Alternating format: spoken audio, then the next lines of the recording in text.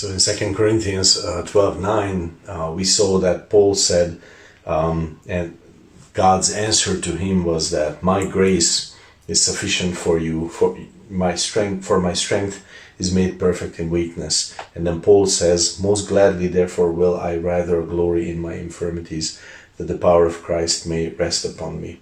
And that's an amazing choice. Paul is basically, this is important, Paul got grace from God, which means he got an ability to bear the burden, capability to deal with the situation, a capacity to stay under the pressure, because that's where God wanted him. And God gave him this. This was the grace that he received. But important point that Paul, it did not make Paul passive. It did not, Paul therefore did not say, okay, you want me to be here, I'll do nothing. No, he was active, he was in faith, he was acting, he was walking with God under it. And this is important. Grace did not make Paul passive, and grace does not make us passive.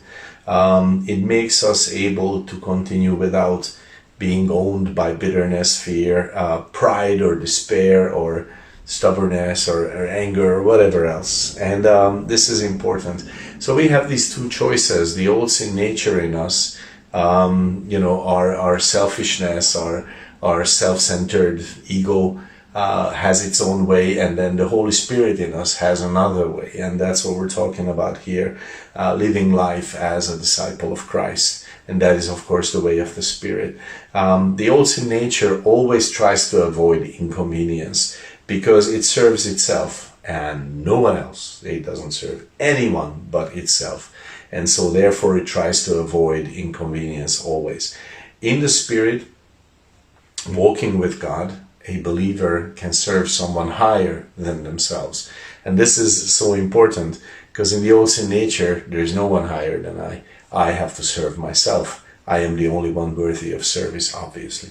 How is that stupid, evil saying? God helps those who help themselves. That's the old sin nature talking. I need to serve myself, and that's how it has to work.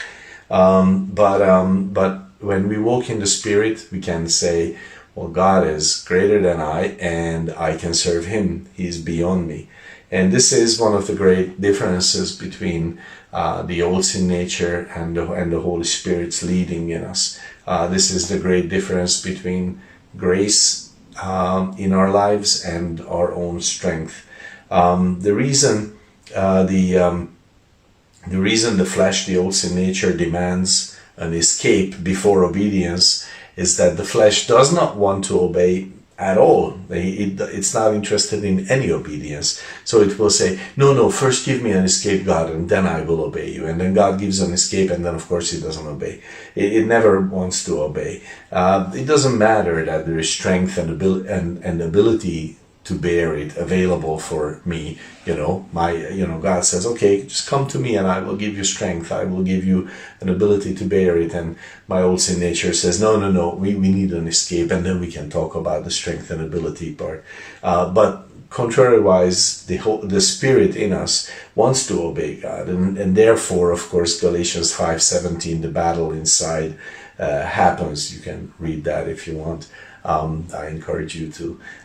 In the Spirit, I can look for grace, and I can come to the throne of grace, Hebrews 4:16 that we talked about, and then I can use that. I can use that ability, whatever the face of that grace may be. Maybe it's long suffering, maybe it's strength, maybe it's patience, maybe it's joy. It can be any of those and even more. And whatever form, whatever face it has, I can use that for obedience. And I can say, okay, God, thank you. I have received your grace. Now I'm going to use that to obey you.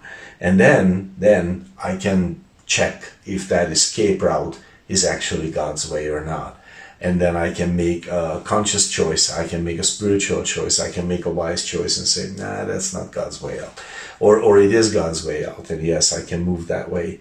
The old sin nature loves to say, I cannot take this. I cannot bear this anymore. If you remember, Esau spoke like that. He's such an amazing illustration of this selfish, self-centered, ego.